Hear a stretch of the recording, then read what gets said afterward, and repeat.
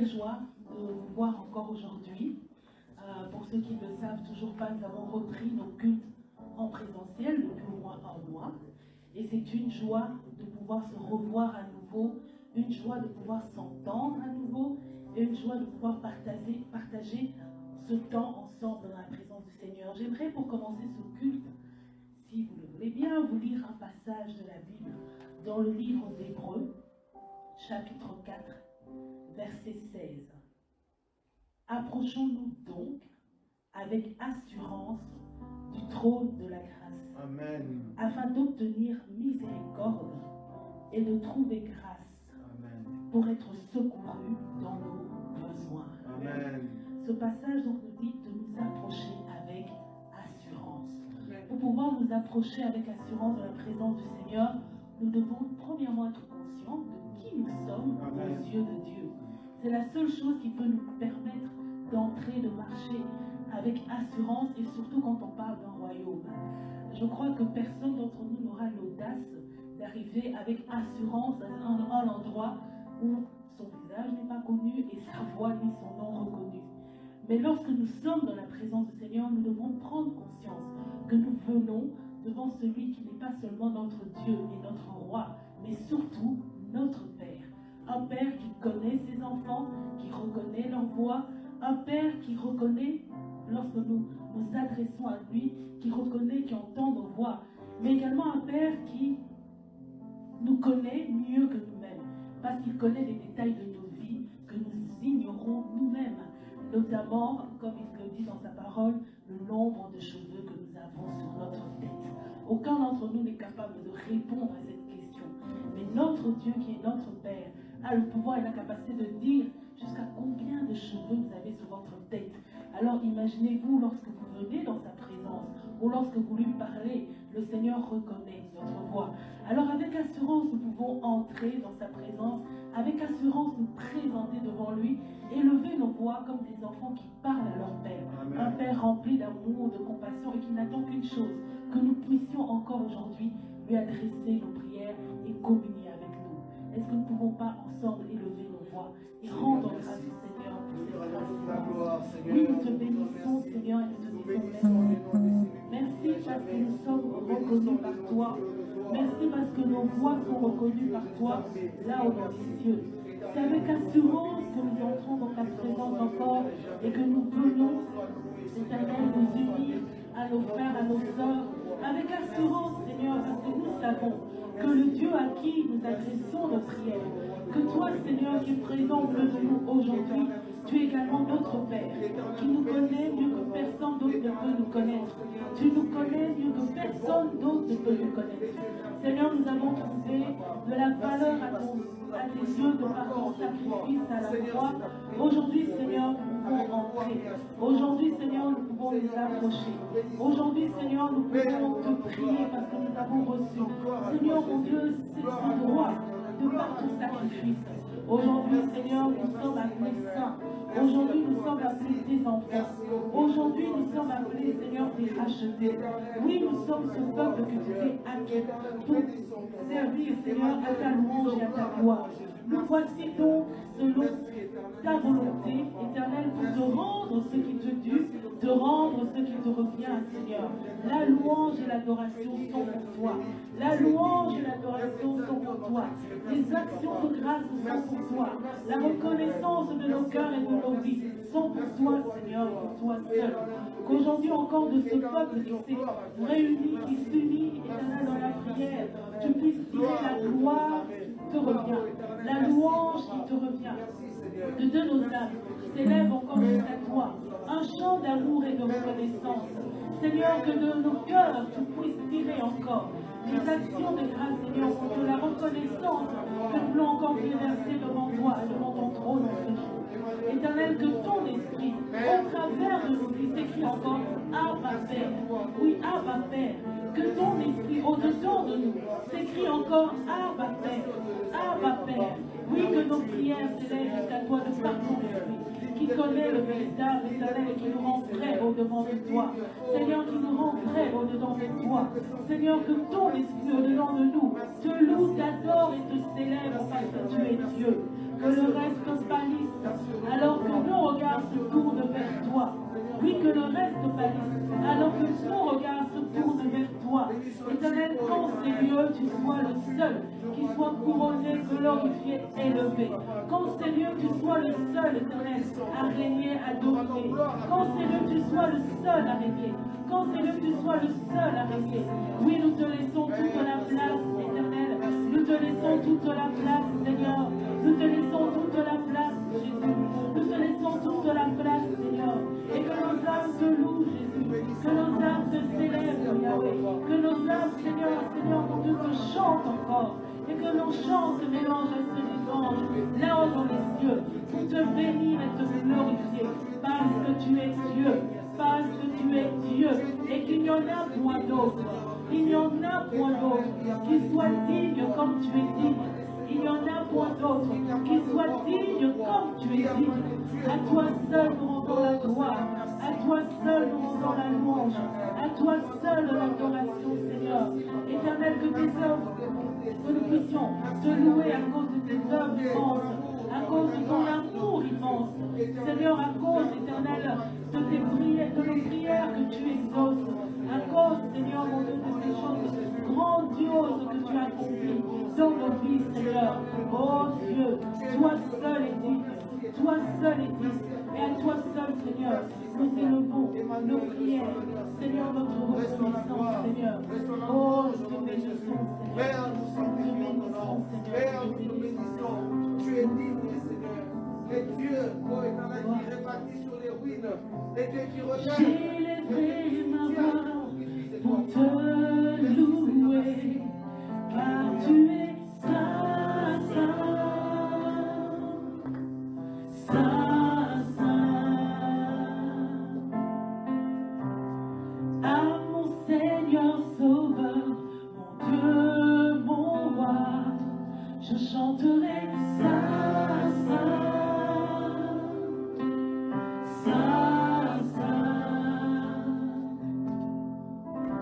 J'élèverai ma voix pour te louer, car tu es saint, saint, saint, saint. À mon Seigneur Sauveur, Dieu mon roi, je chanterai saint, saint, saint, saint. Je louerai l'agneau de Dieu assis sur le trône. Je l'adorerai et lui rendrai toute la gloire. Il était, il est et il revient. Je louerai son nom précieux à jamais, à jamais.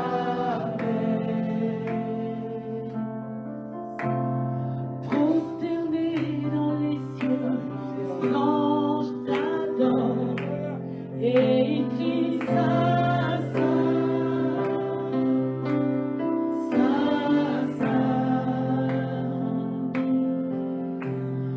Racheté du Seigneur, nous crions et nous louons saint, saint, saint, saint.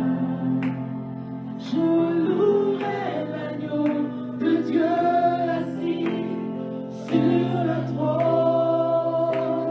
Je l'adorerai et lui rendrai toute la gloire. Il était, il est et il revient. Je louerai son nom précieux à jamais, à jamais. Je louerai l'agneau. Je louerai l'agneau de Dieu assis sur le trône.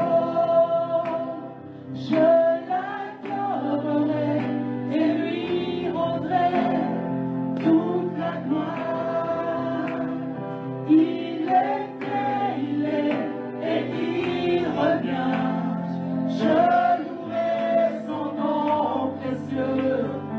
à jamais. Je louerai l'agneau de Dieu assis sur le trône. Je l'adorerai et lui rendrai toute la gloire. Il était, il est et il revient. Je louerai son nom précieux à jamais. À jamais. Lui saint, saint, saint, saint, saint, saint, saint, saint, saint, lui saint.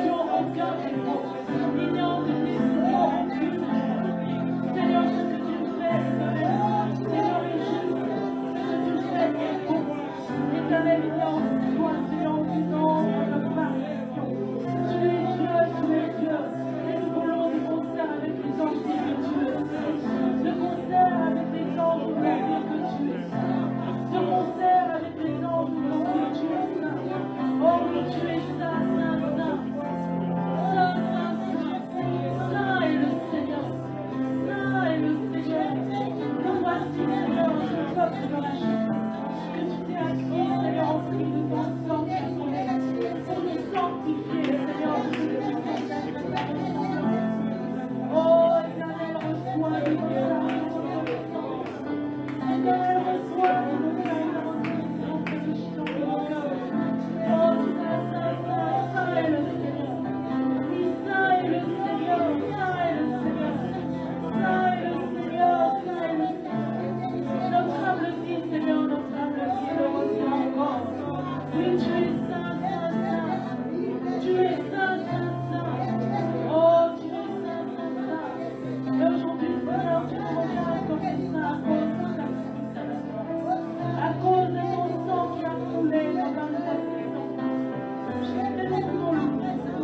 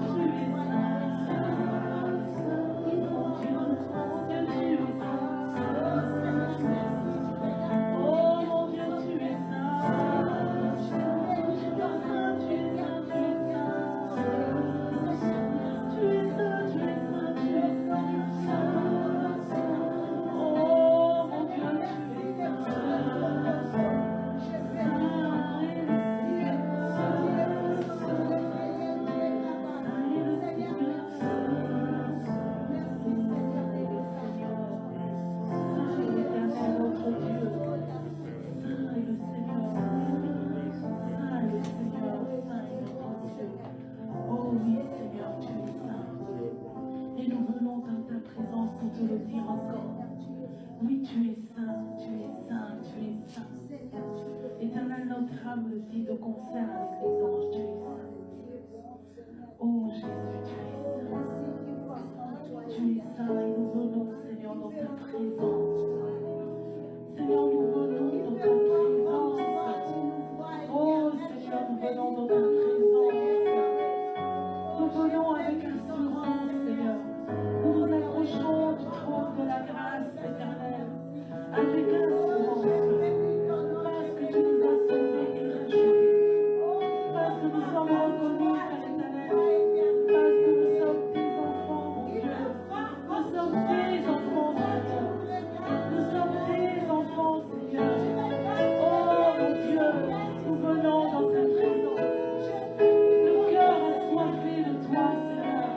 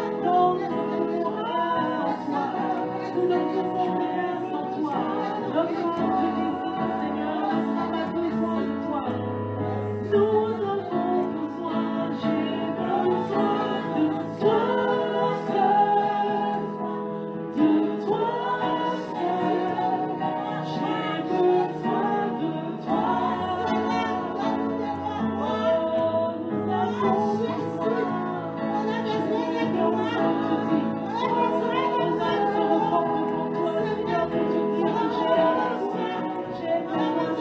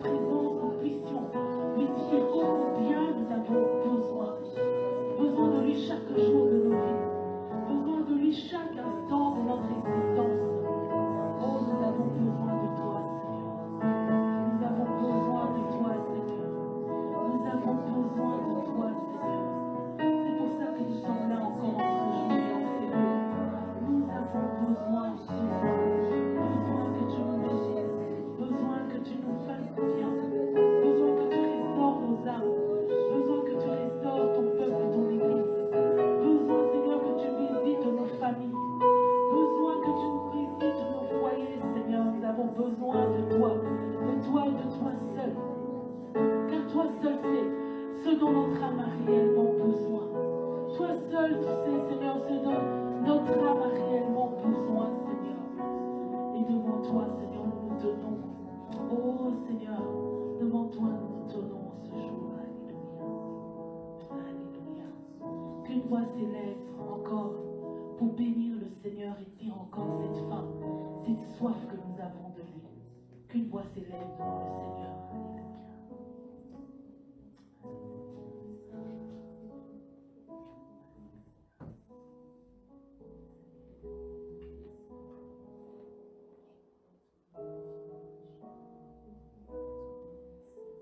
Merci Seigneur, je bénis ton nom. Je bénis ton nom parce que tu es Dieu. Je bénis ton nom pour ta présence. Père, je bénis ton nom parce que cette église a besoin de toi, Seigneur. Cette église a soif de toi, mon Dieu. Seigneur, donne-nous de l'eau à boire, Seigneur, mon Dieu. Seigneur, donne-nous de l'eau à boire dans cette église a besoin de toi, mon Dieu. Accomplis ta volonté, tes désirs dans cette église. Yahweh, tu connais nos cœurs, mon Dieu. Tu n'as pas besoin de l'apparence, mais tu as besoin de cœur. Seigneur, tu connais nos cœurs, mon Dieu, mon roi. Yahweh, je confie cette église entre tes saintes mains. Accomplis ta volonté et tes désirs. Cette église a besoin de toi, mon Dieu, mon roi. Souviens-toi de cette église. Souviens-toi, Seigneur, où tu nous as ramassés, mon Dieu. Yahweh, à cause de ton nom, nous sommes là. Seigneur, glorifie ton nom. Accomplis ta volonté et tes désirs. Merci, Seigneur. Cette église a besoin de toi. Merci, Seigneur. Acclamons ensemble le Seigneur.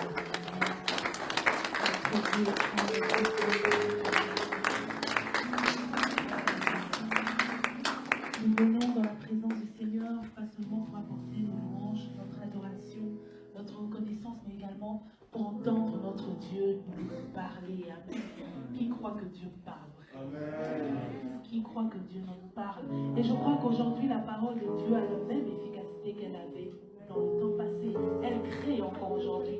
Elle libère encore aujourd'hui. Elle transforme encore aujourd'hui. Nous voulons que la parole de Dieu soit puissante dans nos vies. Amen. Amen. Nous allons chanter ce chant. Et pendant que nous chantons ce chant, préparons nos cœurs à l'écoute de la parole du Seigneur. Il a dit, il n'a pas dit que tu coulerais. Il n'a pas dit que tu souffrais. Mais il t'a dit, allons. Amen. Allons. À cause de sa parole, nous irons. Nous voulons chanter ce chant et disposer nos cœurs à l'écoute de la parole du Seigneur. Éternel, tu n'as pas dit que nous coulerions. Tu n'as pas dit que nous souffrions. Seigneur, tu as dit. Alléluia.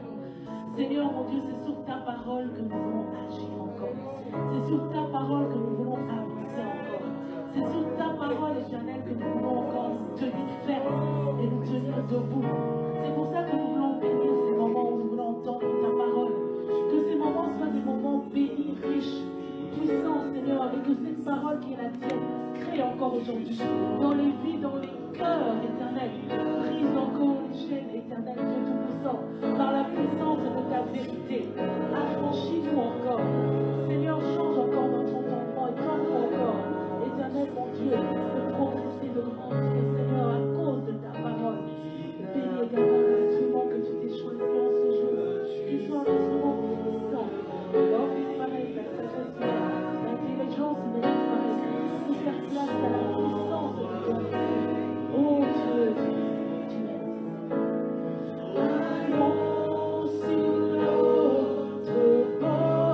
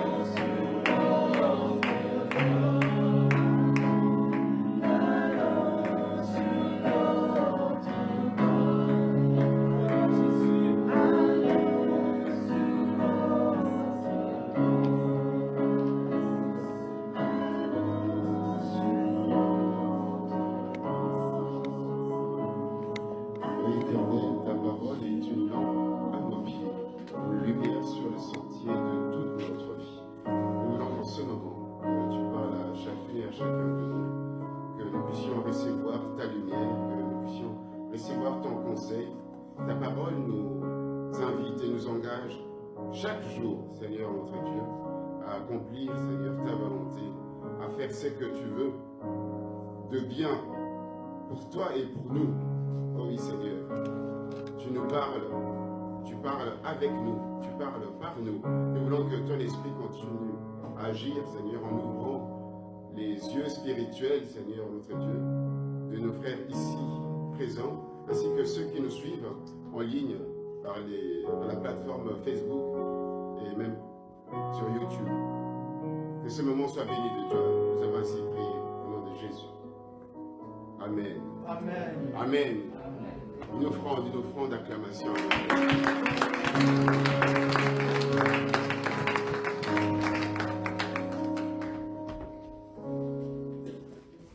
Voilà, cet après-midi, nous sommes heureux de pouvoir nous retrouver encore avec vous, les frères et sœurs de l'Assemblée des messagers de Bruxelles, mais aussi avec les sympathisants, en tout cas les membres peut-être d'autres communautés qui nous suivent depuis un certain temps en ligne. Et nous sommes heureux de partager ces moments de prière, d'adoration, de louange et de prédication, d'écoute de la parole du Seigneur. Pour ceux qui nous suivent en ligne, connaissent que nous allons partager sur le livre de Exode, au chapitre 1er. Ce que nous voulons voir, ce que nous disent deux figures dans Exode 1er. Il s'agit de deux femmes, de Shifra et de Pua. Et pour cela, je vais vous inviter à prendre vos Bibles dans Exode, au chapitre 1er, du verset 8 au verset 22.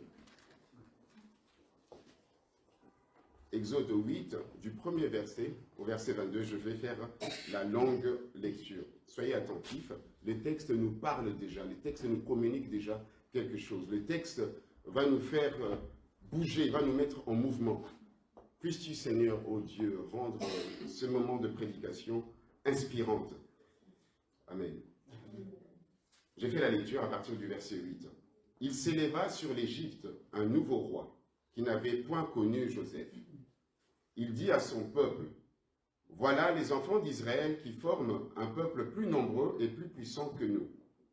Allons, montrons-nous habiles à son égard, empêchant qu'il ne s'accroisse et que, s'il survient une guerre, il ne se joigne à nos ennemis, pour nous combattre et sortir ensuite du pays.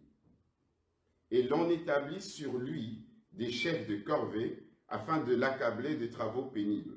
C'est ainsi qu'il bâtit les villes de Python et de Ramsès, pour servir de magasin à Pharaon.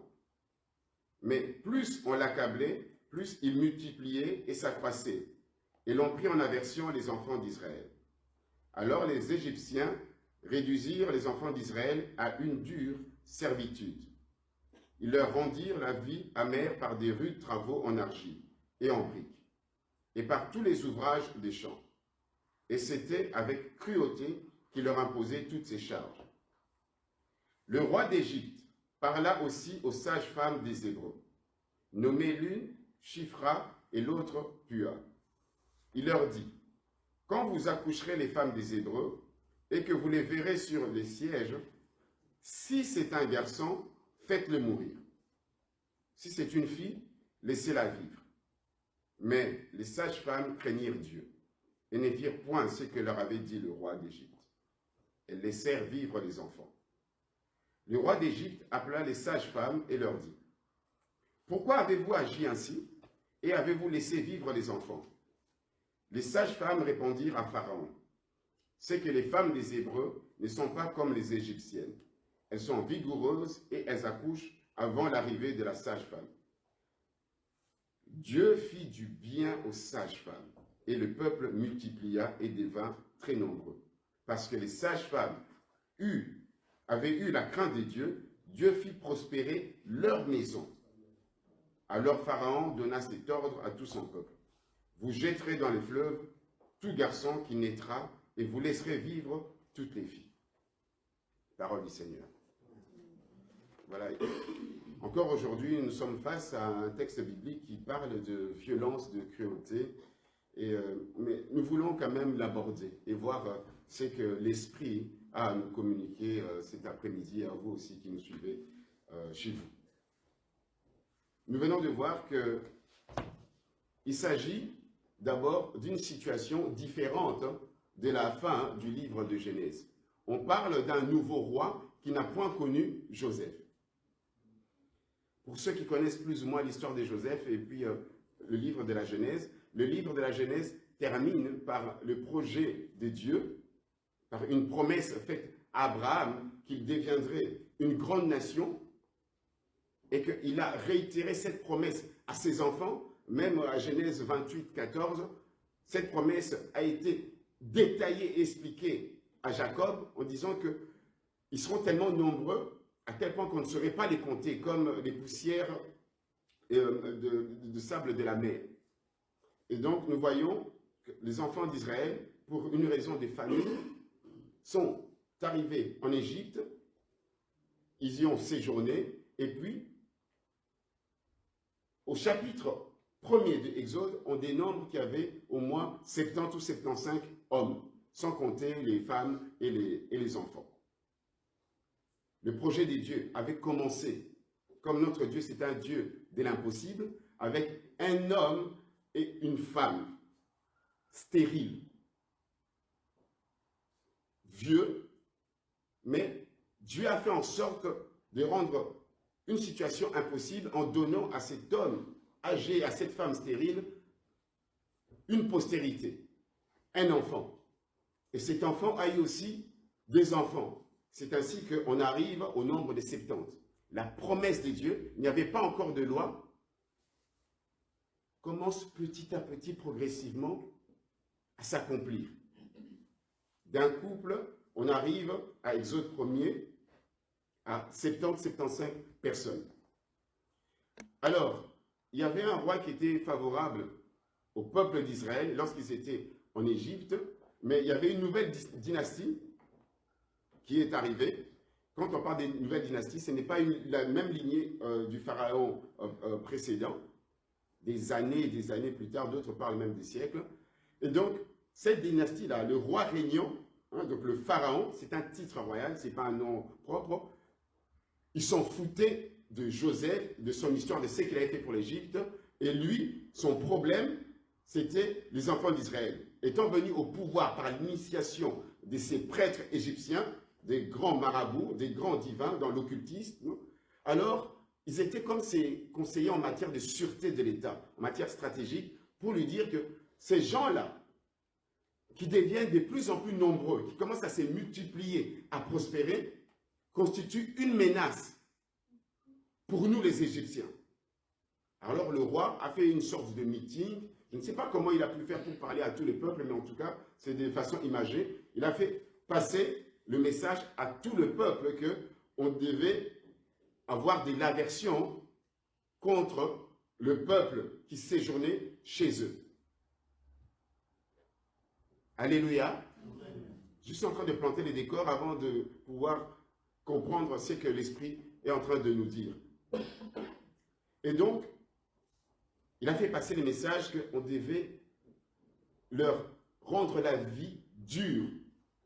On dit qu'on leur a vraiment chargé des travaux pénibles, des corvées.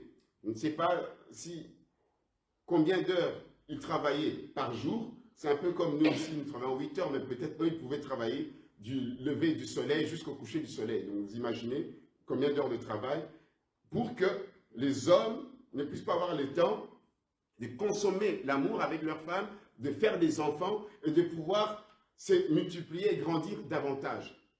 Mais comme c'est que Dieu a promis, c'est que Dieu a commencé avec ces gens-là, cette descendance d'Abraham, c'est que Dieu a commencé, il le finit toujours, il accomplit toujours. Amen. Malgré les corvées, les charges, on nous demande aujourd'hui un peu plus de flexibilité, qu'on puisse travailler un peu plus. Donc on nous charge à chaque fois un peu plus pour nous fatiguer, ne pas se concentrer à la prière, à rendre un culte à Dieu.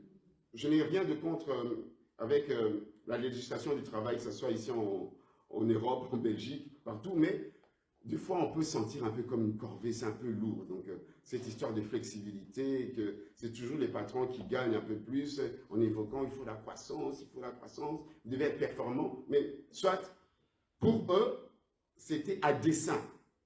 Et c'était un dessein diabolique. Pharaon, instrument de Satan, qui est toujours l'ennemi des dieux, l'ennemi de l'humanité, a eu à faire d'abord une première stratégie, c'est-à-dire de les fatiguer, mais cela n'a pas suffi, ça n'a pas marché. Alors il prend une deuxième stratégie, c'est-à-dire l'oppression. On commence à les oppresser, donc on veut vraiment que ces gens-là ne puissent pas avancer. C'est ce que fait l'ennemi de nos âmes, Satan, le diable. Il ne veut pas que nous puissions progresser spirituellement et dans cette vie.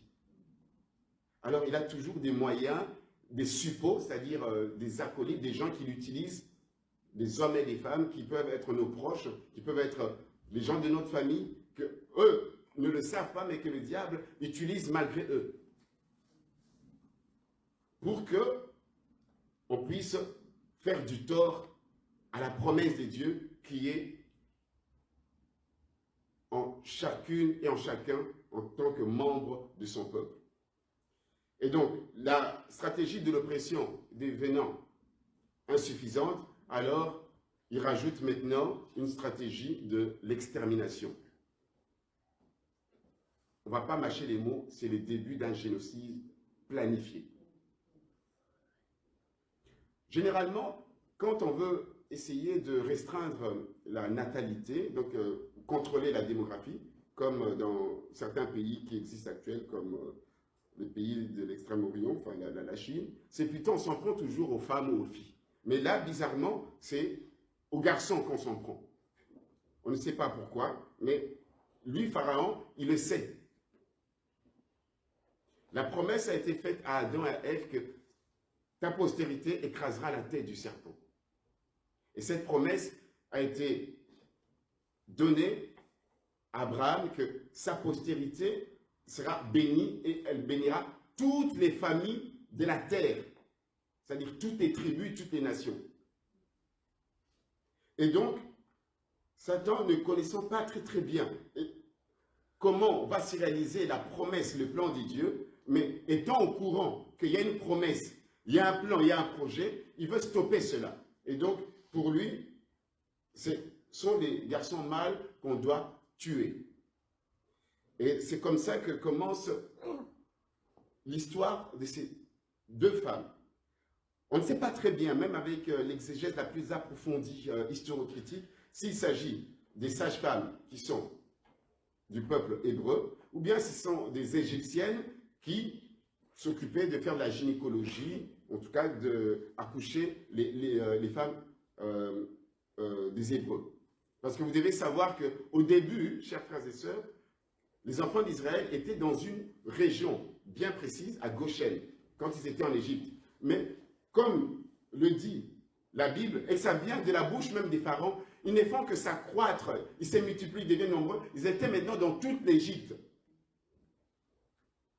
Et donc, s'il y avait un service de gynécologie, ou bien il fallait aller en maternité, eh bien, ça pouvait être des sages-femmes égyptiennes, ou bien si il y avait un accord, une convention, que pour les femmes des Hébreux, que ça puisse être des femmes juives qui puissent faire leur accouchement.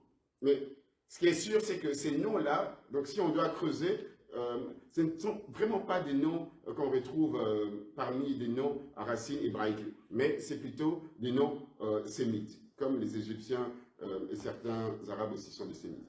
Donc, ces deux femmes, la Bible dit qu'ont reçu un ordre du roi. Donc, nous allons relire l'ordre qui leur a été donné, à partir du verset 15. Le roi d'Égypte parla aussi aux sages-femmes des Hébreux, nommées l'une Shifra et l'autre Pua. Il leur dit, quand vous accoucherez les femmes des Hébreux et que vous les verrez sur les sièges, si c'est un garçon, faites-le mourir. Si c'est une fille, laissez-la vivre. Pour les mamans, elles comprennent de quoi il s'agit en ce moment-là de l'accouchement. Et donc, ces femmes-là, malgré l'ordre du roi, elles sont entrées secrètement, spirituellement, discrètement, dans une résistance. Et la Bible dit pourquoi? Parce que elles craignirent Dieu. Elles avaient la crainte de Dieu. Entendons-nous bien, chers frères et sœurs, en ce moment-là, il n'y avait pas la loi de Moïse. Comment est-ce qu'elles étaient enseignées, encadrées pour avoir la crainte de Dieu? Par quel mécanisme?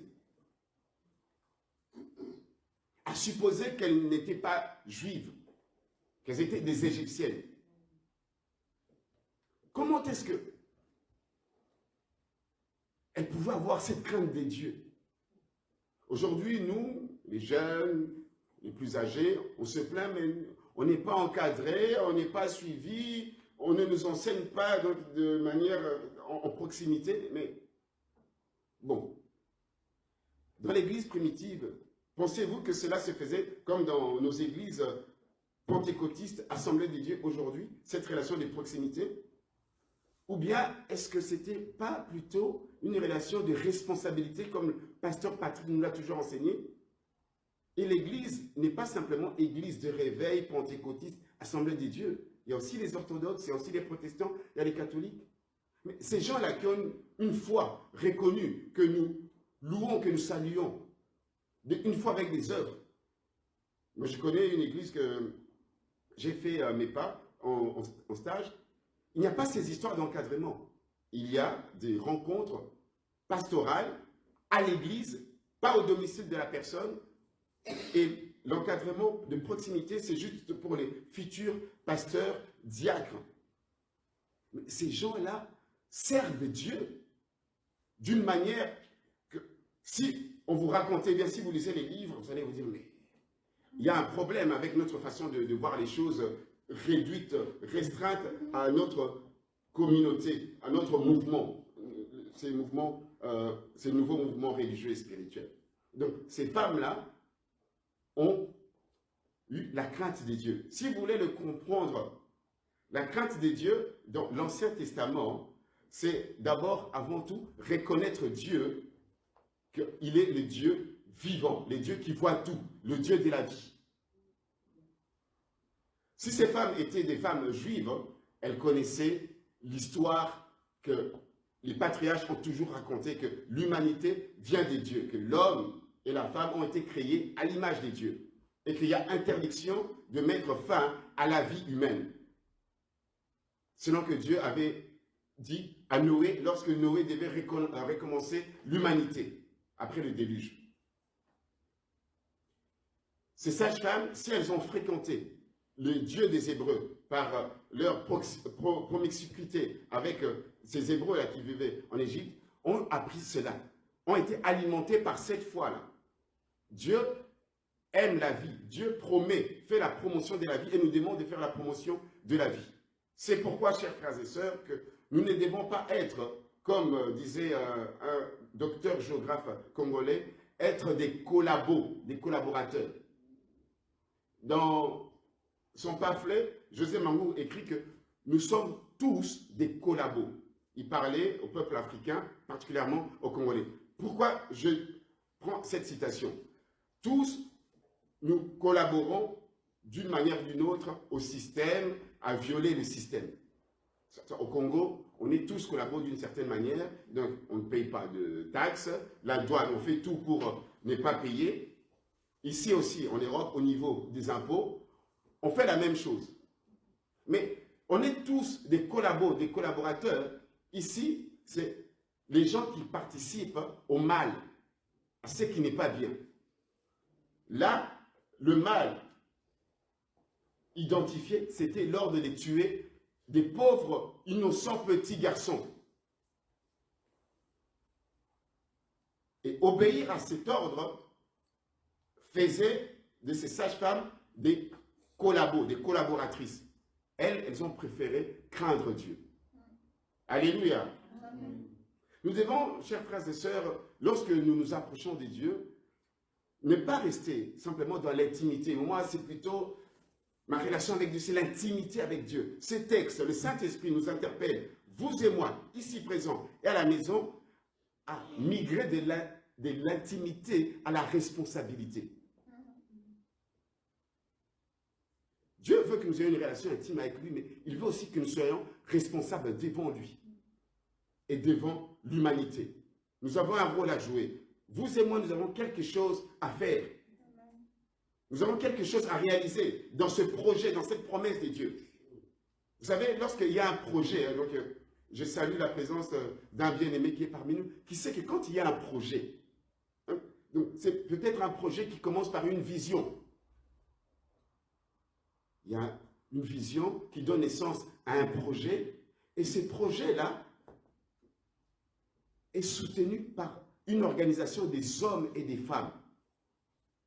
Des hommes et des femmes qui, ensemble, mettent un programme.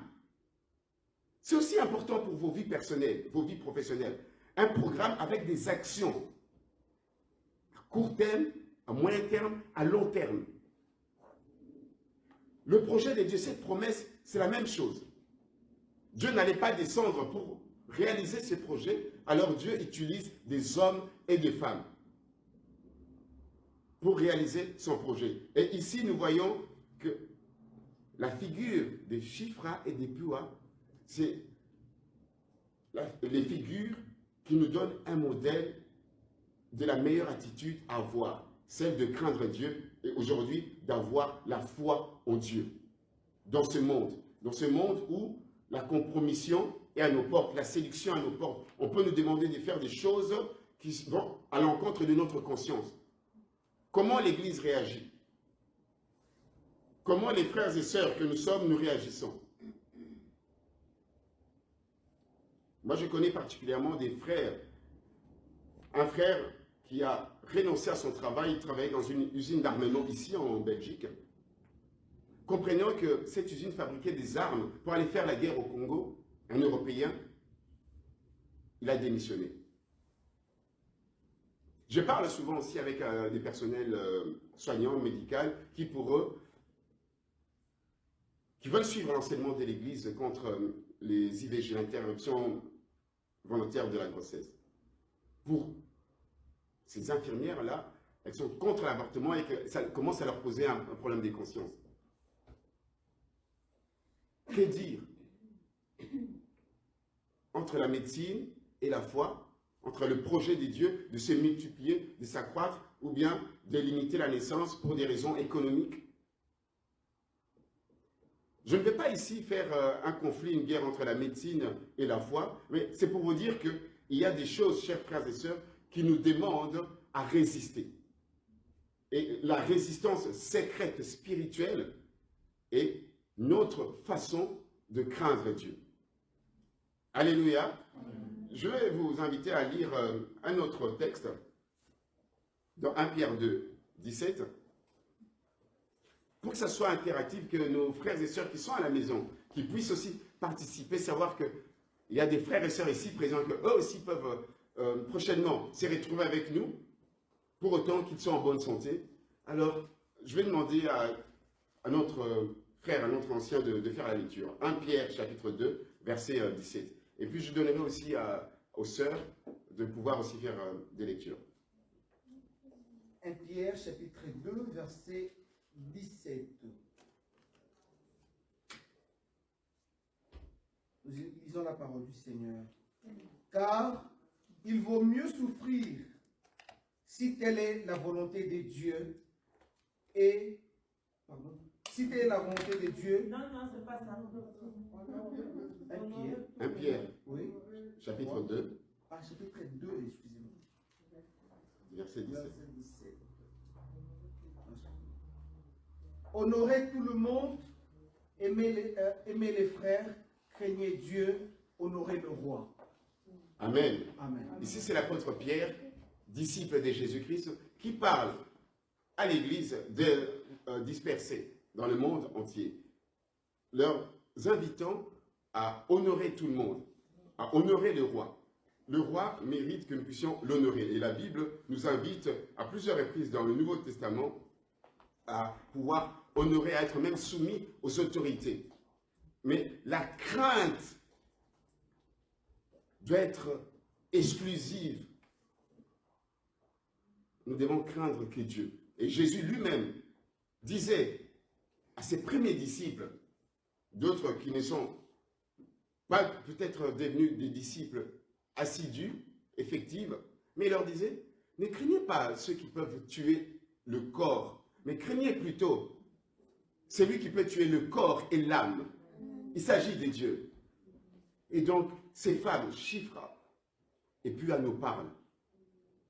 Il ne s'agit pas d'entrer en résistance contre un oppresseur politique, contre une autorité politique, contre un gouvernement européen, un gouvernement mondial, mais il s'agit de résister contre tout ce qui est contraire au projet merveilleux de Dieu pour nous, la descendance d'Abraham. Alléluia. Il s'agit de résister spirituellement et secrètement. Et donc, lorsque nous lisons dans la Bible, vous allez le voir dans les livres qu'on appelle les livres sapientiaux, c'est-à-dire les livres de la sagesse, comme les psaumes, les proverbes, l'Ecclésiaste et Job, vous allez voir que ceux-là qu'on dit qu'ils ont la crainte des dieux, c'est ceux-là que Dieu a libérés. Ceux-là que Dieu a libérés, ils ont la crainte des dieux. Ceux-là qui servent Dieu, on dit d'eux, ils craignent Dieu. On les invite, vous qui craignez Dieu, à louer le Seigneur. En résumé, en raccourci, il s'agit simplement des hommes et des femmes qui ont la foi, qui espèrent en ces dieux-là, qui voient tout, qui sait tout, qui est au contrôle de tout. Nous ne voulons pas cet après-midi faire un enseignement thématique sur la crainte des dieux, mais c'est juste pour vous amener progressivement à comprendre ces textes et que ces textes vous parlent et que ce texte soit inspirant pour vous, pour vos cultes personnels, familiaux et pour votre vie de tous les jours. Que cela soit inspirant pour vous. Et donc, la crainte des dieux, ici, c'est comme dit un texte de la Bible, c'est ne pas collaborer au mal. C'est la haine du mal. Pour nous, aujourd'hui, la crainte des dieux, c'est une crainte que des enfants ont à l'égard de leurs parents. Comme beaucoup des parents sont ici avec les enfants, cette crainte, c'est une crainte filiale. Comprenez-vous? La crainte filiale, elle est différente de la crainte serviale, c'est-à-dire la crainte qu'un serviteur a de son maître, de son patron. D'un domestique à son patron pour ceux qui vivent dans les pays africains avec du personnel qu'on appelle des personnels domestiques. Ce n'est pas la crainte que nous avons par rapport à nos employeurs. Si vous êtes dans l'intérim, vous avez peur qu'on puisse mettre fin à votre contrat ou bien vous avez peur qu'on vous donne un C4. Non. C'est une crainte filiale, c'est-à-dire on reconnaît Dieu comme le Père qui prend soin de nous. Un Père responsable. Un Père qui nous veut que du bien. C'est cette crainte-là que nous devons avoir. C'est une crainte filiale.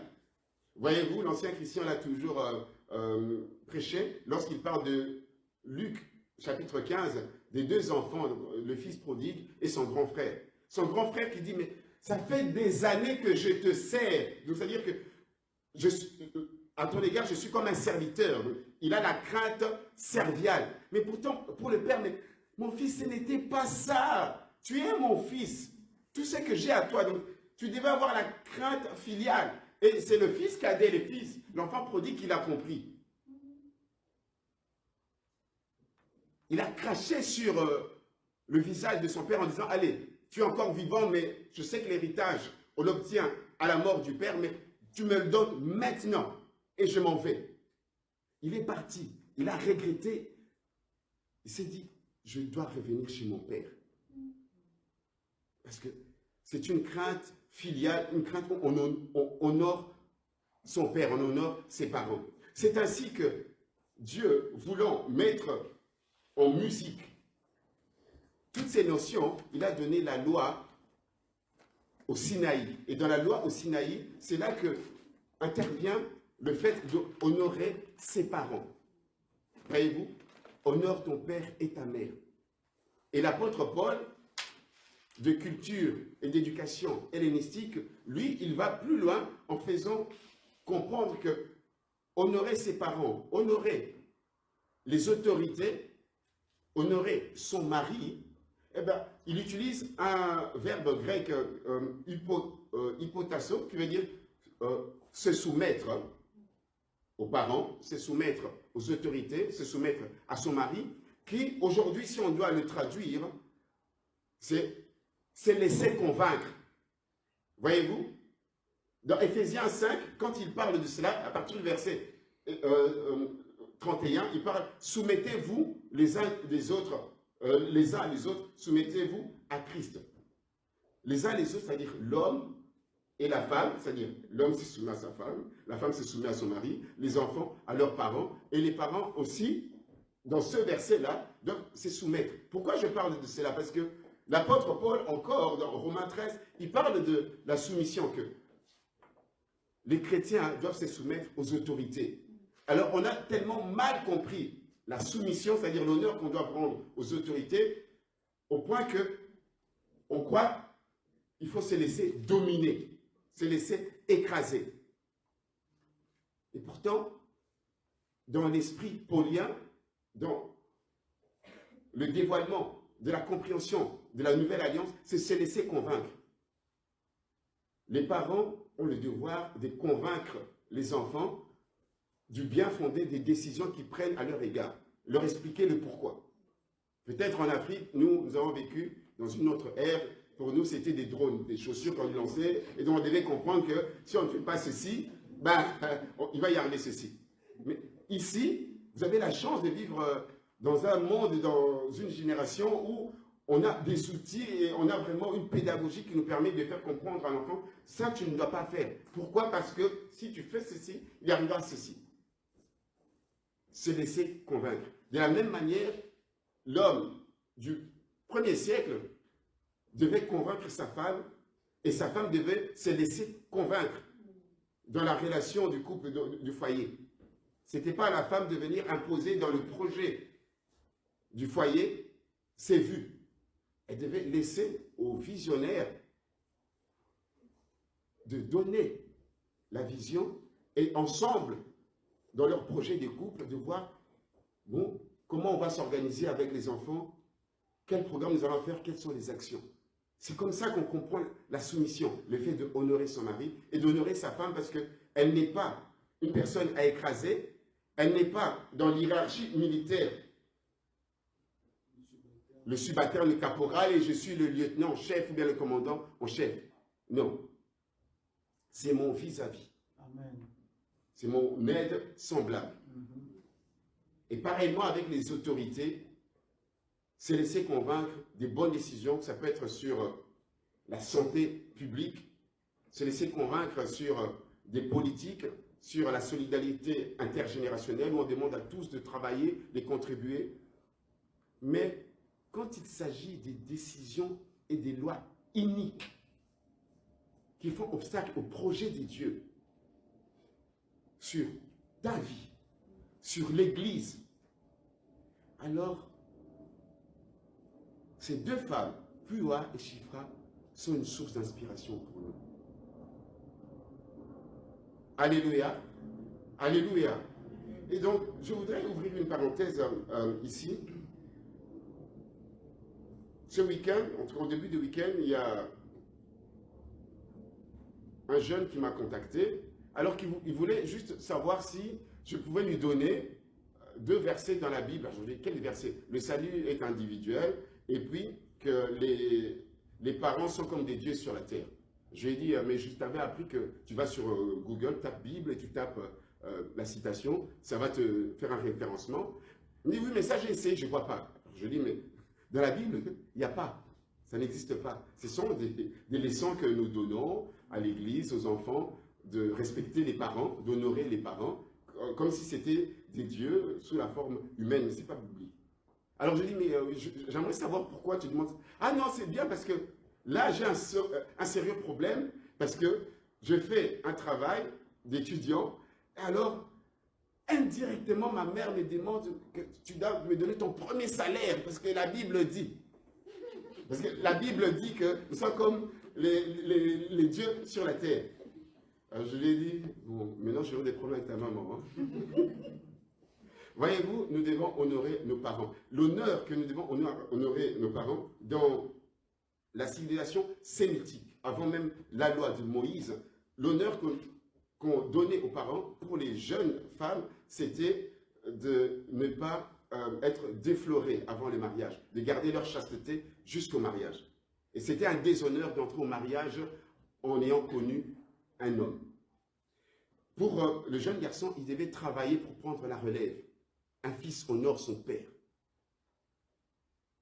Et donc, aujourd'hui, c'est aussi pareil pour nous, que ce soit dans l'Ancien et dans le Nouveau Testament, nous devons honorer nos parents, pas seulement de manière orientée en leur donnant une rente alimentaire et qui n'est pas obligatoire, même si elle est dans les constitutions de notre pays où nous nous trouvons en Belgique, dans le code de famille au Congo également, mais ce n'est pas une obligation, qui doit se faire chaque mois.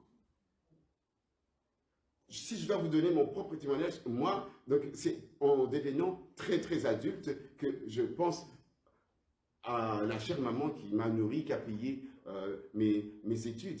Mais en étant plus jeune, même serviteur de Dieu. D'ailleurs, elle allait trouver ça insensé parce qu'elle s'est trouvée dans une situation qu'elle n'en avait pas besoin. Et c'est aussi pareil pour certaines des familles où les parents sont bien, mais pourquoi asservir les enfants à une obligation qui doit être volontaire, qui doit être, de soi-même? C'est la vie de l'Église, c'est la vie des familles. Il est question de ne jamais asservir les gens. Les enfants d'Israël, on a voulu les asservir dans un langage, dans un vocabulaire depuis le siècle, enfin, je crois, donc il y a 5 ou 6 siècles, on parle de l'esclavage. Le vrai terme utilisé en hébreu, c'était la servitude. Le mot esclavage est venu beaucoup plus tard.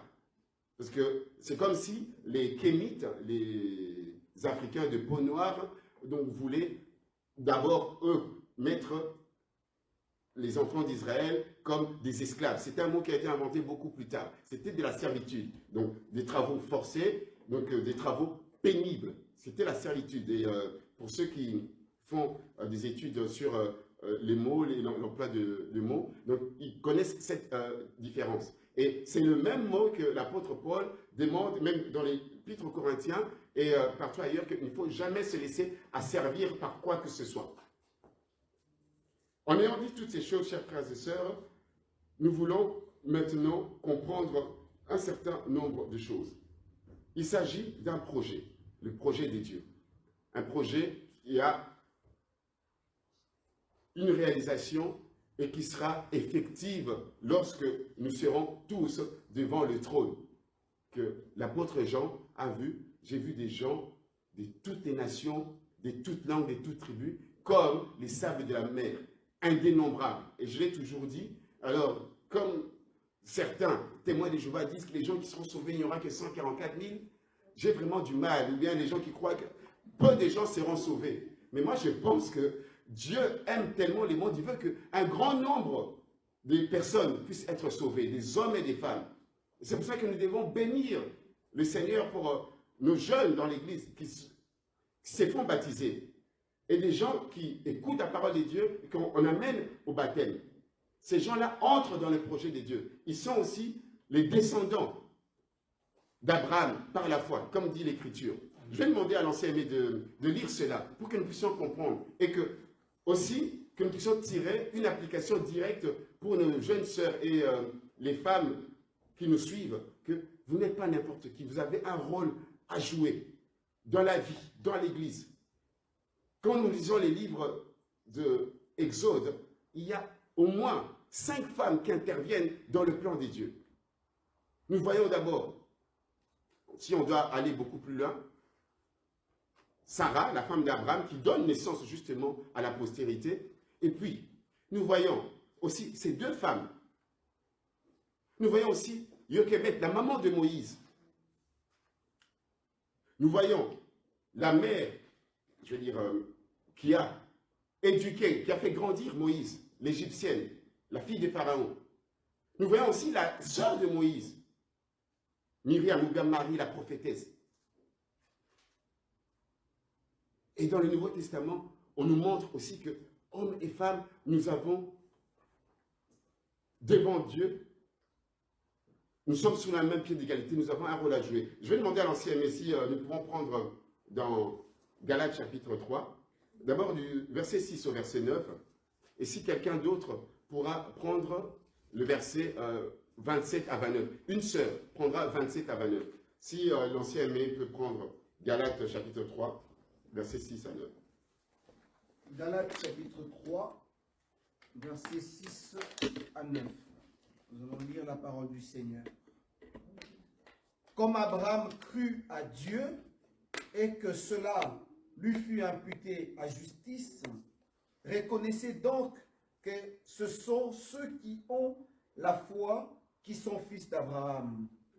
Aussi l'Écriture, prévoyant que Dieu justifierait les païens par la foi, a d'avance annoncé cette bonne nouvelle à Abraham. Toutes les nations seront bénies en toi.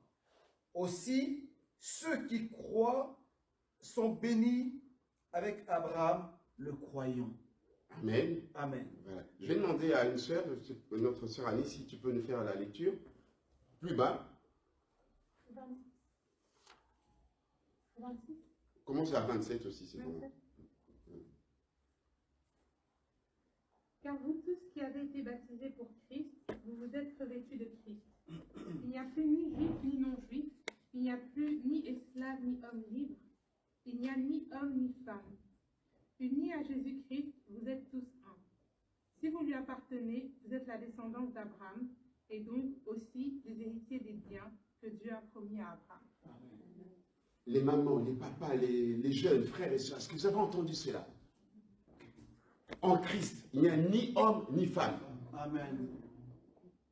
Nous qui sommes baptisés en Christ, nous sommes les descendants d'Abraham par la foi. Donc, ce projet-là de Dieu, donc je parle d'abord du projet biblique. Je ne veux pas que nous puissions seulement parler des projets personnels de nos vies que Dieu m'a dit, Dieu m'a montré, Dieu m'a je ne sais quoi, mais parlons d'abord du grand projet où nous nous trouvons tous ensemble, avec nos petits projets individuels. Dans ce projet-là, vous faites partie. Amen. Mais seulement, comme disait José Mamou, sommes-nous tous des collabos? Collaborons-nous tous au mal, comme celui que Pharaon a donné l'ordre de faire exécuter, de tuer les enfants dès leur naissance. Nous pouvons être collabos en étant négligents. Nous pouvons être collabos, chers frères et sœurs, en nous associant avec des personnes qui font le mal. Nous pouvons être des collabos en tuant spirituellement les frères et sœurs par nos paroles. Nous pouvons être collabos en sabotant l'œuvre de Dieu. Nous pouvons être collabos en accompagnant des gens faire du mal. Nous pouvons être collabos avec le silence de l'Église, face à ce qui n'est pas droit, à ce qui n'est pas bien.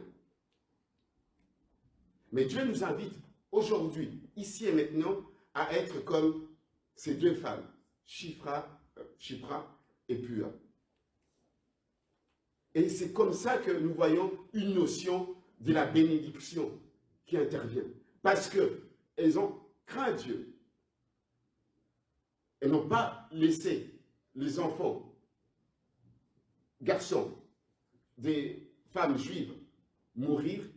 La Bible dit qu'elles étaient bénies et Dieu a fait prospérer leur maison.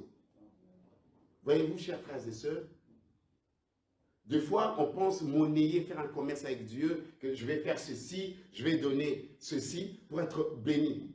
Mais Dieu te demande juste d'avoir la foi, d'avoir la crainte de son nom. Amen. Nous voulons tous être bénis, nous voulons que nos affaires marchent, que ça puisse aller de l'avant. Mais est-ce que nous faisons cette introspection en nous, des fois, pour voir, est-ce que ne suis-je pas collabo dans le péché, au travail, à l'école? Ne suis-je pas collabo dans les systèmes?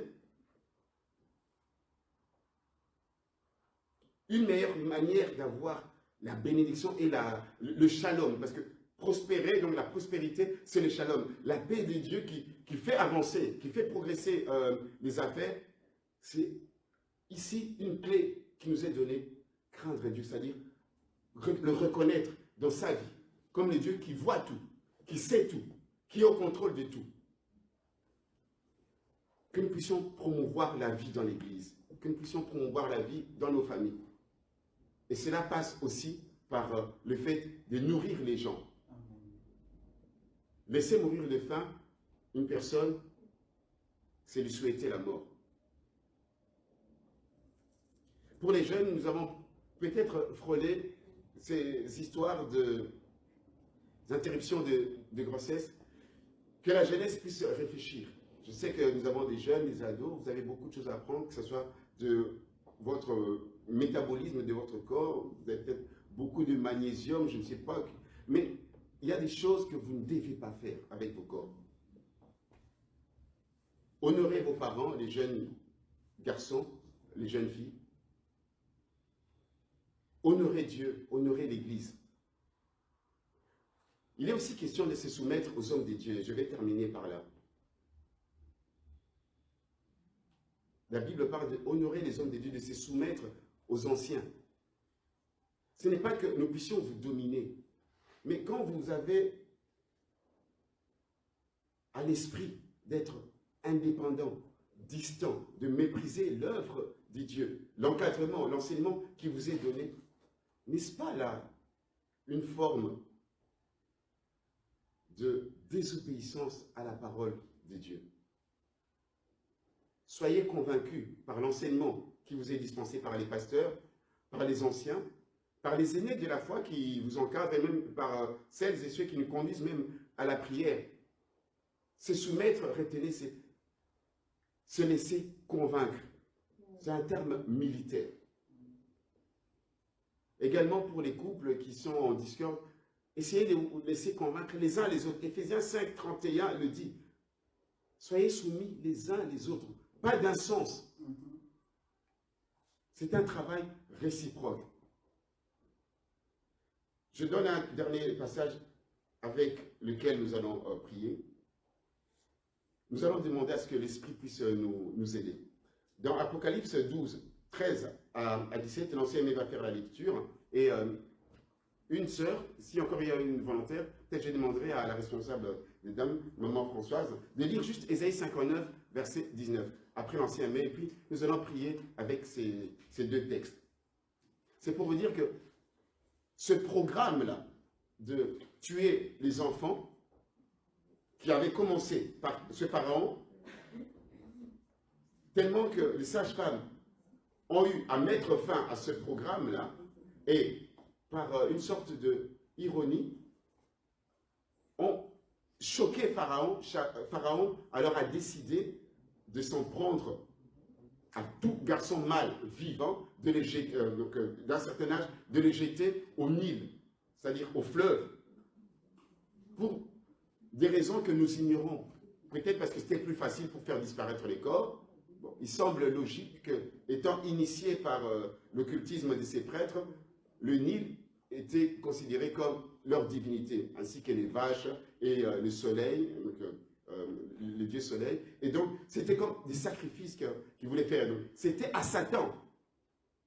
C'était à Satan qu'ils voulaient rendre service. Et nous voyons dans Apocalypse justement que Jean est en train de parler que Satan, n'ayant pas pu stopper, détruire l'enfant mâle, donc Jésus qui était né, donc il s'en prend maintenant à l'Église et à la postérité de la femme, de ceux qui ont à cœur d'observer les commandements de Dieu. L'ancien aimé va faire la lecture. Nous allons lire la parole du Seigneur. Apocalypse 12, 13 à 17. Quand le dragon vit qu'il avait été précipité sur la terre, il poursuivit la femme qui avait enfanté le fils. Et les deux ailes du grand aigle furent données à la femme, afin qu'elle s'envole au désert vers son lieu où elle est nourrie un temps, des temps et la moitié d'un temps, loin de la face du serpent et de sa gueule. Le serpent lança de l'eau comme un lieu un fleuve derrière la femme afin de l'entraîner par le fleuve. Mais la terre secourut la femme, elle ouvrit sa bouche et engloutit le fleuve que le dragon avait lancé de sa gueule. Et le dragon fut irrité contre la femme, et il s'en alla faire la guerre au reste de sa postérité, et ceux qui gardent les commandements de Dieu et qui retiennent le témoignage de Jésus. Et il se tint sur le sable de la mer. Vous voyez, ici, on nous parle de nous. Il s'agit de nous que le dragon, le diable, donc, a un programme de persécution, d'oppression, de nous stopper. Parce que nous gardons les commandements de Dieu et le témoignage de Jésus, la bonne nouvelle de Jésus. Ça le dérange. La bonne nouvelle de Jésus, c'est ce qui fait de nous des hommes et des femmes qui grandissent, qui prospèrent, qui croissent, qui se multiplient. Parce que nous donnons naissance avec la parole de Dieu à des hommes et à des femmes craignant Dieu. Nous avons des enfants spirituels que nous enfantons. Et cette stratégie d'envahir par le fleuve, comme il voulait essayer de le faire avec la femme, nous nous retrouvons déjà dans Ésaïe, où le prophète est en train de nous dire comment et de quelle manière Dieu nous préserve de cette stratégie de noyade, c'est-à-dire que nous puissions être submergés par les séductions de ce monde, submergés par les hommes et les femmes, parce que la mer, ça symbolise les populations, les peuples qui sont là pour nous envahir dans les séductions, dans les tentations, et même en nous poussant à devenir comme eux, sans foi ni loi. Maman Françoise va nous lire comment Dieu met à notre disposition la manière de s'en sortir. Ésaïe 59, verset 19. Nous pouvons écouter attentivement la lecture. Entraînera le nom de l'Éternel depuis l'Occident, Amen. et sa gloire depuis le soleil levant. Amen. Quand l'ennemi viendra comme un fleuve, l'Esprit de l'Éternel le mettra en feu. Alléluia. Amen. Vous voyez que craindre Dieu, avoir la foi en Dieu, c'est-à-dire n'espérer qu'en lui, sa parole, son projet, donc être des participants, des collaborateurs à son projet, ça doit se réaliser partout. Même si l'ennemi vient comme un fleuve, comme nous le voyons que l'apôtre Jean nous le montre en vision, le prophète a déjà annoncé, l'Esprit de l'Éternel le mettra en fuite. Amen. Il ne pourra rien. C'est pour ça que nous allons demander à ce que l'Esprit, le Saint-Esprit puisse aider chacun de nous, l'Église, vous qui nous suivez en ligne, vous n'êtes peut-être pas membre de l'Assemblée des messagers de Bruxelles, vous êtes d'un autre pays, au loin, que le Saint-Esprit puisse nous envelopper, puisse nous rendre forts, comme les apôtres, ils ont dit, voyez vous-même s'il faut craindre Dieu, obéir à Dieu ou aux hommes. La Bible dit que ils ont prié par la suite, et là où ils s'étaient nés, il y a eu comme un tremblement de terre. Ils avaient la plénitude de continuer à faire le travail de l'Église. Alléluia. Amen. Nous allons nous incliner dans la prière, nous allons chanter, même dans les tombeaux, Jésus est Seigneur. Nous allons chanter et puis nous allons prier. Chacun de nous va prier en fonction de la parole, texte que nous avons reçu. Mon âme bénit le Seigneur. Nous allons chanter. Nous allons chanter en la capella. Lèvons-nous et nous allons chanter. Mon âme bénit l'Éternel. Et mon esprit, et mon esprit. Et mon esprit magnifie son nom.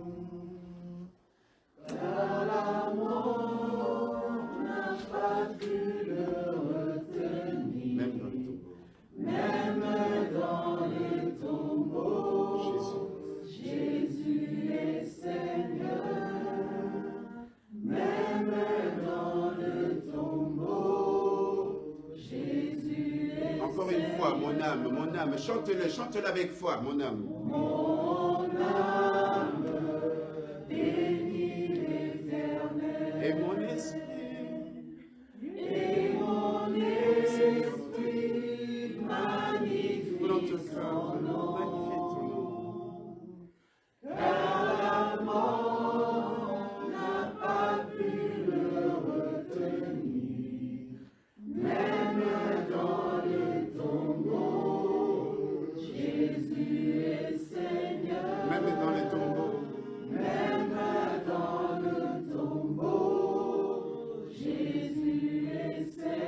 une fois, mon âme, mon âme.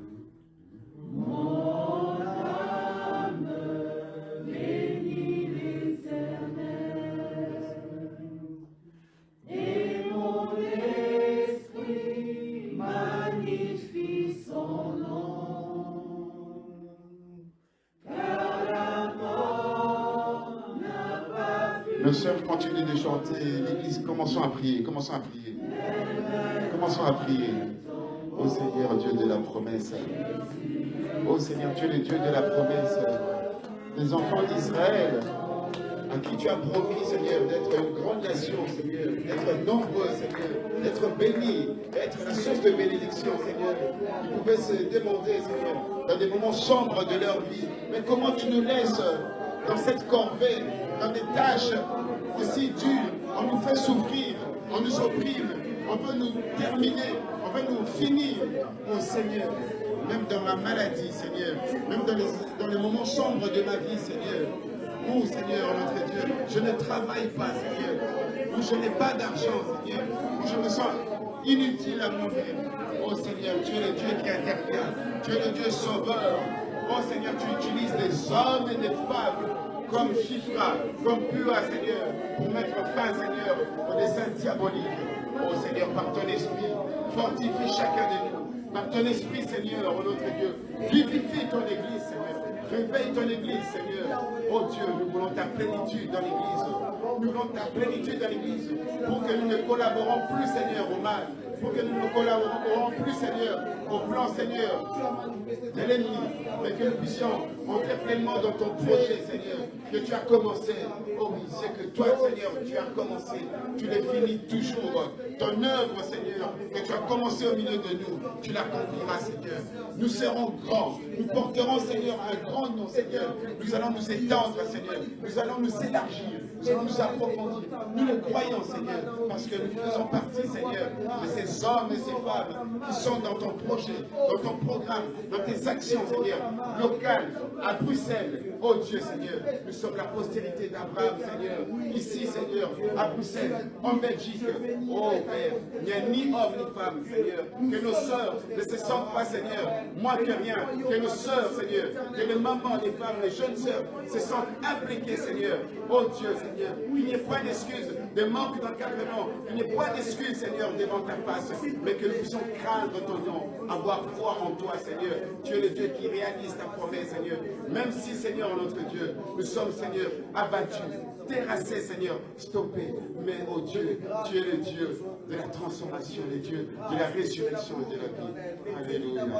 Oh Seigneur Jésus, toi qui as dit dans Jean 11, verset 25, celui qui croit en moi vivra quand bien même il serait mort. Oui, nous te craignons, toi seul, qui as la possibilité de tuer le corps et l'âme. Seigneur, face, Seigneur, à ce que nous vivons dans ce monde, que ce soit la pandémie, Seigneur, l'oppression et tout, nous avons notre salut acquis, Seigneur. Notre salut, Seigneur, définitif en toi, Jésus-Christ.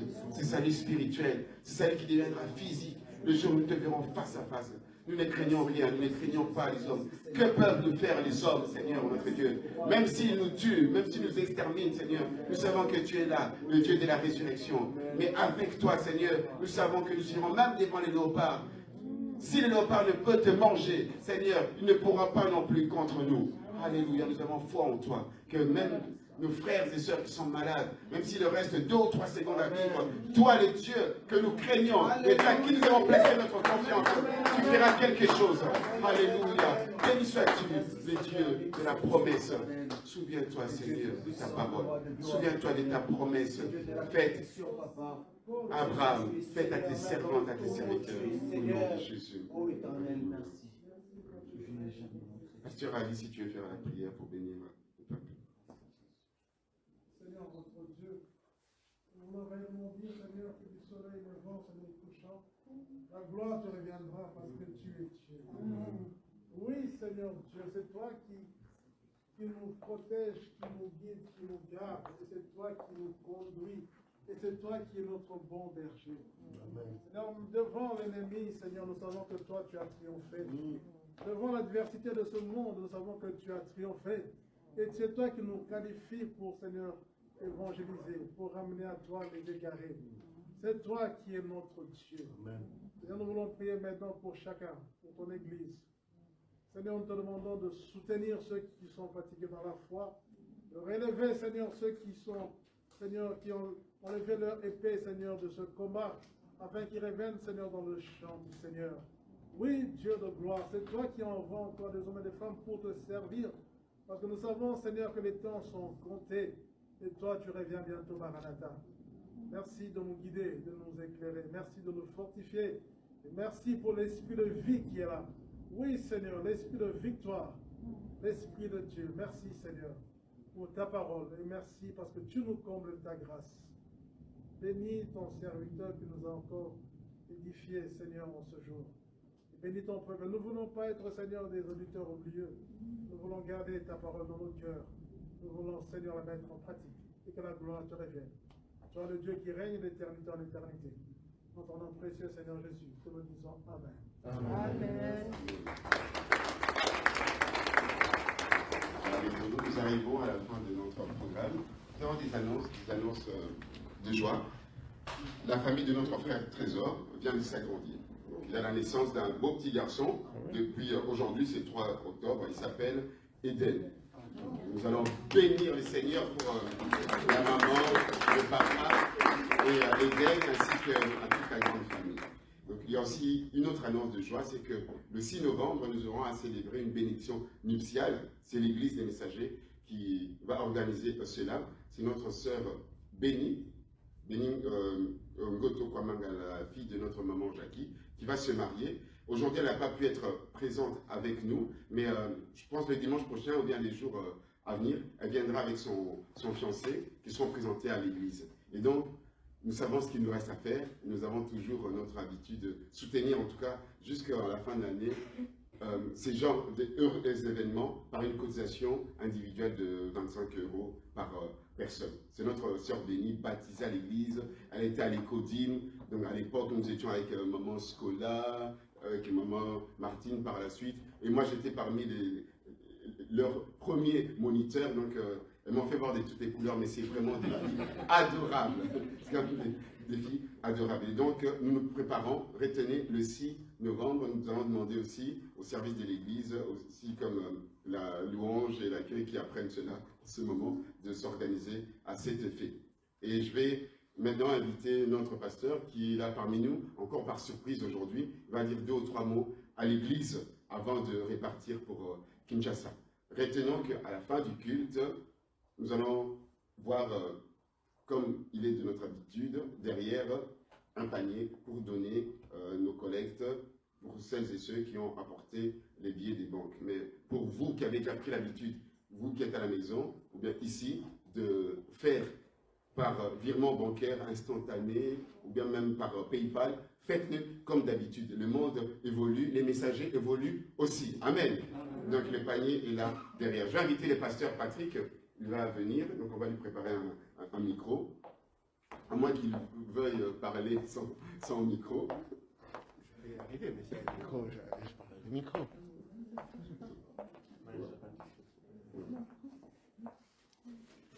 Voilà, nous écoutons notre pasteur, il va nous dire 2 ou 3 mots. Alléluia.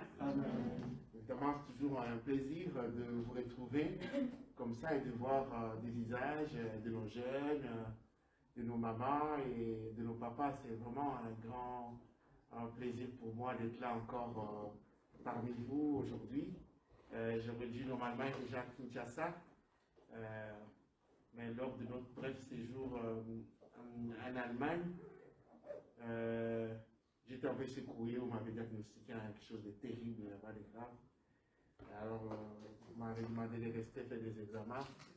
Mais nous avons prié la veille et le Seigneur est toujours celui parfois qui change. Hein, même les diagnostics que j'avais vu un très grand radiologue à Baden-Baden, pour ceux qui connaissent, c'est vraiment un endroit merveilleux et très spécialisé pour la médecine, qui était formel sur son diagnostic. Mais dans la prière, nous avons demandé au Seigneur d'intervenir. Je suis revenu sur Saint-Luc, j'ai repris encore 2 ou 3 examens. Je veux bien, le Seigneur a changé le diagnostic, quelque chose de bénin, je reviendrai quand même encore au mois de novembre pour subir les traitements adéquats, mais le Seigneur a été merveilleux avec nous. Mais je reviens au message pour vous dire 2-3 mots. Vous savez, ici, le projet de Dieu, c'est de voir les hommes et les femmes libres en train de les servir et se multiplier en nombre. Le projet de Satan, c'est de détruire l'Église. Actuellement, le diable n'a pas un autre projet que celui de détruire l'Église. Mais j'ai aimé ce verset-là que maman Françoise nous a fait la lecture. Mais quand il viendrait même comme un fleuve, Dieu le mettra en Amen. Le diable fait tout pour détruire l'Église. L'Église universelle, mais aussi l'Église locale. Partout, les églises locales ont toujours des problèmes. C'est pas que partout où vous allez, des grandes assemblées comme des petites, il y a toujours des choses pour pousser à détruire l'Église. On voit les gens qui s'entendent fortement bien, mais le diable va tout faire pour que, en créant des situations qui font qu'à la fin, ce soit l'Église qui en bâtisse. Alors, il faut juste que les hommes et les femmes, vous compreniez cela. Mais moi, je voudrais vous pousser, en tout cas aujourd'hui, comme l'ancien Eric l'a dit ici, d'entrer dans ces grands projets de Dieu pour faire triompher la vérité, faire triompher la parole et la vérité de Dieu. Est-ce que chacun de nous peut s'engager, maintenant que nous avons repris nos cultes en présentiel? Est-ce qu'on peut nous refaire une sortie de liste de l'Église et que chacun s'engage chaque semaine à téléphoner, à aller visiter au moins 5 personnes? Chacun de nous prend 5 personnes pour aller les mobiliser. Il y en a qui ne savent pas encore. Vous pouvez être étonnés, malgré les 3-4 dimanches que nous avons déjà fait ici, certains ne savent pas encore qu'il y a des cultes en présentiel. Essayons d'aller revisiter les gens.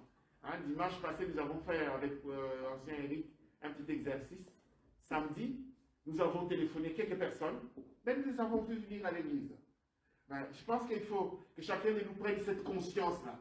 Que l'Église n'ira de l'avant que si nous allons encore à la recherche des autres. Dimanche passé, j'avais parlé de Pierre. Il a été rétrograde 2 fois de manière implacable. Où il avait tout laissé, il est retourné au lac de Génézareth. Mais le Seigneur est allé les repêcher, les chercher encore là-bas. Si chacun de nous peut s'engager chaque semaine, vendredi, samedi, à téléphoner au moins 5 personnes. Comment tu t'appelles, mon ami? Faustin va téléphoner les gens de son âge, 5 personnes. Chacun de nous s'engage à téléphoner. Les jeunes, vous téléphonez les jeunes, les mamans, les papas, les papas. Au moins 5 personnes chaque semaine avant le culte, ça serait vraiment bien. Voilà. Nous nous reverrons certainement début novembre. Je resterai avec vous 2, peut-être 3 dimanches. En tout cas, pensez à moi dans la prière. Que Dieu nous soutienne. En tout cas, soyez bénis. Ça me fait de la peine déjà de vous quitter, mais je reviendrai début novembre. Voilà, que Dieu vous bénisse.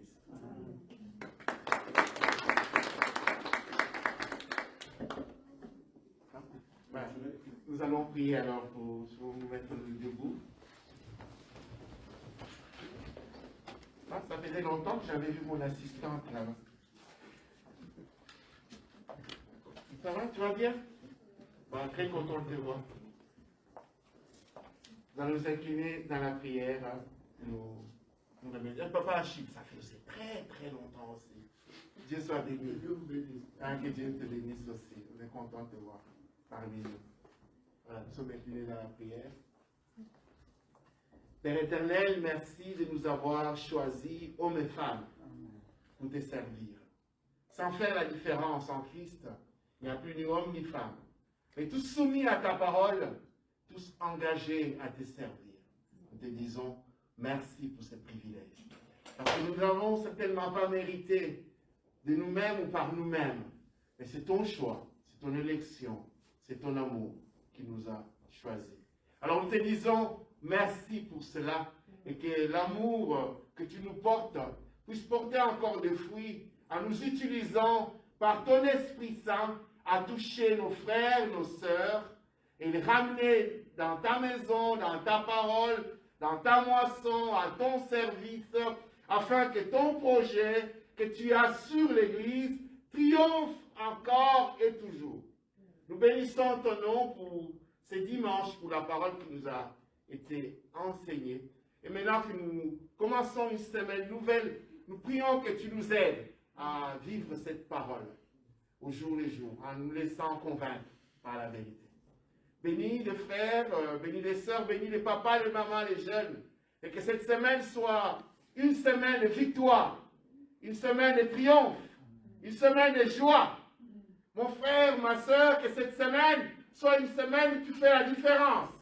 À ton service, à ton travail, dans ta maison, dans tes activités. Fais la différence parce que tu es dans le projet de Dieu. Que la louange et la gloire te reviennent. Dans le nom de Jésus, nous avons prié. Amen. Amen. Alors que Dieu te bénisse. J'ai